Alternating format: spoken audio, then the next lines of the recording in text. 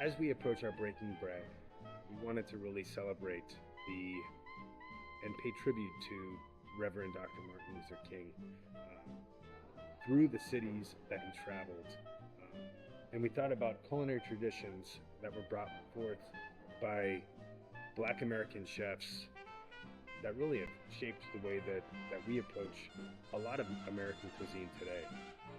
So with that, Lamarr and our team collaborated on a menu that was inspired through some of these locations. We're sticking along the lines of the path that Martin Luther King took. You know, everybody eats, so we just try to stick towards the type of things that he would have eaten. Be it from fried green tomatoes, having a dish from Lamarr's family, to that of, the travels to New York and the practice speeches that he made there, and celebrating the works of Chef Edna B. Lewis with her famous rotisserie chicken and buttermilk biscuits, which she featured at her restaurant in New York.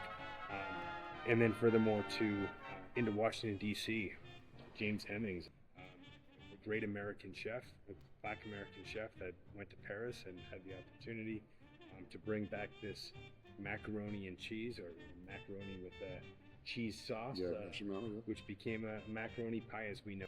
We got inspiration from Chef Marcus Samuelson and his restaurant in Overtown, Florida, and the way that they approached the menu, and took a similar voyage of really concentrating and illuminating the works of these chefs and celebrating these dishes that have really deep cultural and heritage ties to the way that we think a culinary tribute should be paid to Dr. King. Lamarr, I want to thank you. This is really, you've put a lot of effort into this, and I think bringing the inspiration to the team to figure out a better way to break bread. You know, my grandfather's from the South, and he would always do fried green tomatoes. Pick a couple tomatoes right out the garden, slice them up, and bread them. The three-breaded process through flour, buttermilk, hot sauce, and then a cornmeal dredge.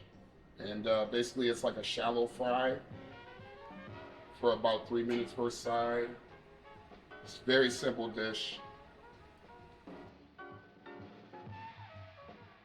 Ladling oil over the top, so it's kind of cooking the top and the bottom at the same time. The things that my grandfather instilled in me, usually would serve it with creamy grits. They choose green tomatoes because they're more firm rather than a red tomato, a more ripe tomato. And they fry up and they stay juicy on the inside. Well, a red tomato is very ripe and it's very soft at that point.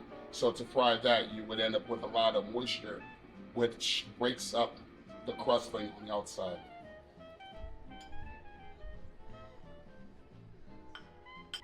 And this is Creole aioli with Cajun spices like paprika, cayenne pepper.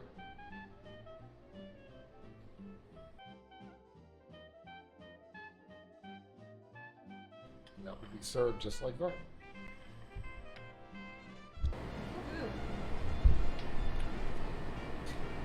Exactly like I remember. I am Timeica E. Bethel. I am Assistant Dean of Yale College and Director of the Afro-American Cultural Center at Yale. I am also an alum of Yale College, class of 2011. I was in Jonathan Edwards College, but I am now a fellow in Davenport, so shout out to Davenport. I am the Director of Cultural Connections as well, so I'm very plugged into the Yale community, and I love being a Yalie. I'm a very proud Spider and a very proud Yalie. Chef James Benson reached out to me because I am so involved and invested with students and the student community here at Yale. And he wanted to kind of get my thoughts as a fellow and someone who lives on campus and still goes to the dining halls, and also chats a lot with students about the meals on campus.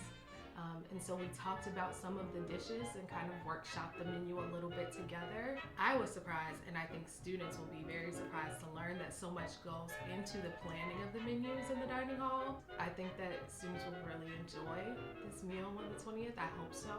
And I hope that it will allow folks to have those conversations and those dialogues across the table that we used to have when I was here as an undergrad.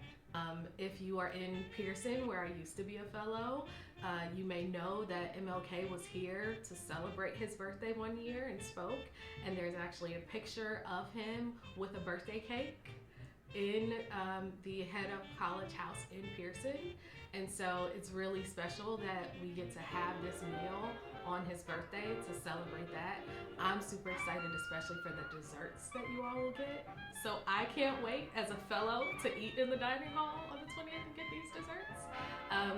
But there will be some special celebrations happening all over campus throughout this semester. Especially I want to plug the MLK commemoration address. It's a university-wide address that happens every year. I am on that committee that is chaired by my predecessor, the former director of the House, Risa Nelson. Shout out to Dean Nelson. This year, the MLK commemoration address will be in Battelle Chapel on Monday, January 27th. Doors open at 5:30 and the event starts at 6 o'clock. And our speaker is going to be Bishop William Barber. So we're very excited for all of you to join us for that event. And the House has a lot of amazing programming planned for Black History Month this year throughout the month of February under the theme Rooted. So look out for the announcement for that on our Instagram at Yale FM House. Follow us if you don't already. And finally, the House, our beautiful cultural center, we're celebrating our 55th anniversary in March 28th through the 30th. And we have a ton of events happening that weekend. Over 500 people will be involved in that celebration. And the wonderful alum, Elizabeth Alexander, is coming to keynote that weekend. And Kevin K.O. Olusola from the class of 2011, my classmate, a member of Pentatonics, is coming back to speak and perform that weekend in Woolsey Hall. So look out for information for that also on our Instagram. So there will be lots of celebrations going on, and I hope to see you all at all of those events. I'll see you all on the 20th for the MLK birthday meal in the dining hall. And I'm really thankful to everyone who had a hand in this, everyone from Yale Hospitality, and all of the people in the dining halls who will be cooking and preparing and serving these meals. We're so grateful to all of you.